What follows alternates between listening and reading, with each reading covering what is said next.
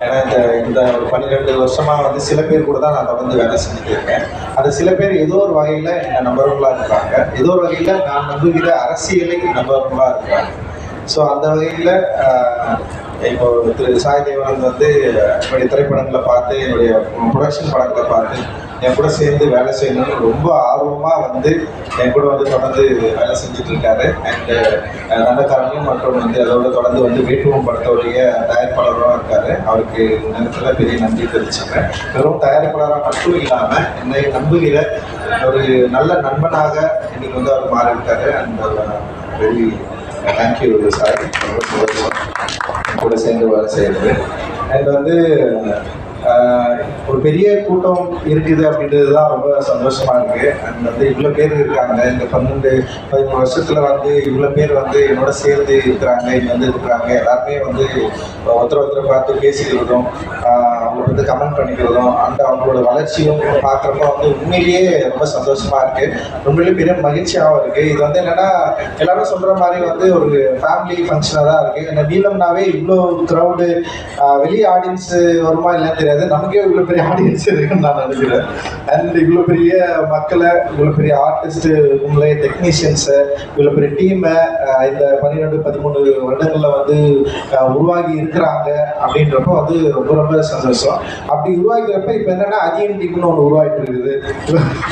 So அந்த மாதிரி team இப்போ தனித்தனியாக உருவாது. இப்போ ஸோ இவங்க எல்லாருமே தனித்தனியாக அப்படி உருவாக்குறாங்க. ஒருவேளை இன்னொரு 10 வருஷம் கழிச்சு பார்த்தா இன்னும் பெரிய ஒரு டீம் இங்கே தமிழ் சினிமாவில் இருக்கும் அப்படின்னு நான் நினைக்கிறேன். இவர்கள் பல பேர் பல விதமாக பரிமாணங்கள் பெற்று தமிழ் சினிமாவை முற்றிலுமாக ஆளுகிற டெக்னீஷியன்களை, ஆர்டிஸ்டாக நிச்சயமாக இவங்க இருப்பாங்க அப்படின்னு ஒரு பெரிய நம்பிக்கை எனக்கு இருக்கு. ஸோ அந்த நம்பிக்கை அப்படின்றது ரொம்ப சாதாரணமாக ஏதோ ஒரு பணம் சம்பாதிக்கிற ஒரு தொழில் ஈடுபடுற ஆளாக மட்டும் இல்லாமல் இந்த சமூக பார்வை, சமூக இங்க இருக்கிற என்ன சொல்றது இன்இக்வாலிட்டி சரியா புரிஞ்சுக்கிட்டு தன்னுடைய படைப்பின் மூலமாக, தன்னுடைய கலையின் மூலமாக இதை சரி செய்ய விரும்புகிற மனிதர்களாக இவர்கள் இருப்பார்கள், ஆர்டிஸ்டா இவங்க இருப்பாங்க அப்படின்றதுதான் எனக்கு இன்னும் கூடுதல் மகிழ்ச்சியா இருக்கிற ஒரு விஷயமா இருக்கு அப்படின்னு நான் நம்புறேன்.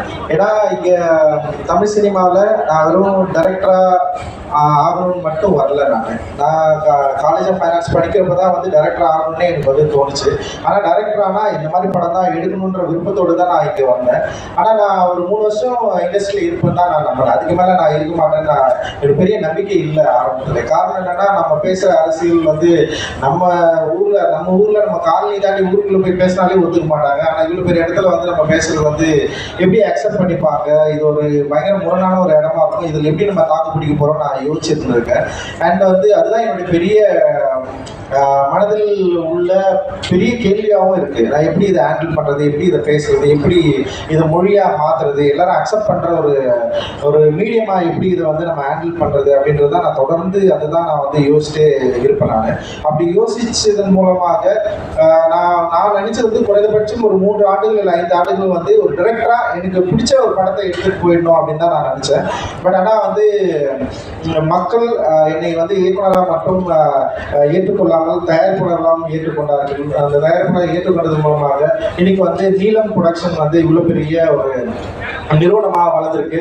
இதில் நிறைய பேர் இன்னைக்கு இயக்குனராக மாறி இருக்காங்க. நிறைய பேர் இந்த நீலம் ப்ரொடக்ஷன் மூலமாக வெளியே வந்திருக்கிறாங்க அப்படின்னு நினைக்கிறப்போ உண்மையிலேயே பெரிய மகிழ்ச்சியாகவும் பெரிய என்ன சொல்றது பெரிய உத்வேகமாகவும் இருக்கு. தொடர்ந்து செய்யணும்னு நான் விரும்புகிறேன்.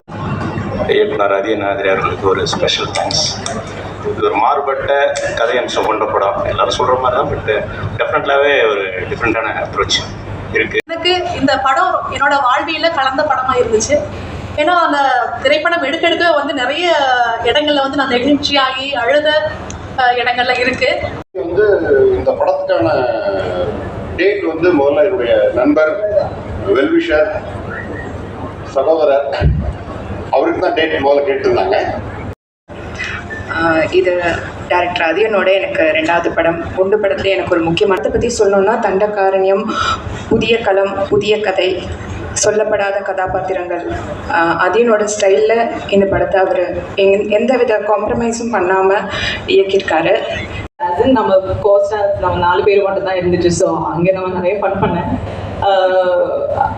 அதான் ரொம்ப நம்ம ரொம்ப க்ளோஸ் ஃப்ரெண்ட்ஸ் ஆகிட்டோம். ஸோ அந்த ஒரு நைஸ் ஒரு பாண்டிங் இருந்துச்சு. ஸோ ஸ்பெஷலாக கலையரசனை பத்தி ஏதாச்சும் ஏன் நல்ல விஷயமா? கலை நல்ல விஷயம். கலை டெஃபினெட்லி எனக்கு ஒரு ஆக்சுவலாக ஒரு வெரி குட் ஃப்ரெண்ட். நான் என்னோட மேபி இப்போ டோட்டலாக ஒரு 4-5 படம் பண்ணியிருக்கேன். பட் அதில் 2 படமாக என்னோட ஹீரோவாக கலையரசன் தான் பண்ணியிருக்கேன். ஸோ என்னோட ஸ்பெஷல் ஹீரோ ஹலோ என்னோட ஸ்பெஷல் ஹீரோ அவங்க. அண்ட் எனக்கு ரொம்ப குட் ஃப்ரெண்ட். ஒரு ஆக்டிங் எல்லாம் பண்ணும்போது பண்ணுறதுக்கு முன்னாடி எனக்கு நிறைய சஜஷன்ஸ் கொடுப்பாங்க.